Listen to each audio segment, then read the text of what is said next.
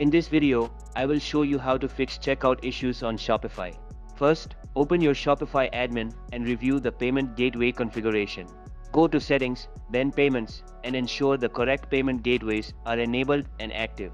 Check the status of the gateway provider to confirm there is no downtime. You can also go through the checkout process yourself, using a test product to identify where the issue occurs. If available, use Shopify's Payments Test Mode or a sandbox environment for other gateways to verify the settings are correctly configured. Next, ensure that your shipping settings are properly configured. If customers cannot complete their checkout due to shipping issues, go to Settings, then Shipping and Delivery. Verify that all shipping zones, methods, and rates are accurately set up. Make sure the shipping address matches the zones you've configured. Another common issue involves tax and location settings. If your store charges taxes based on location, go to Settings, then Taxes, and ensure that tax rates are set up accurately for the regions you serve.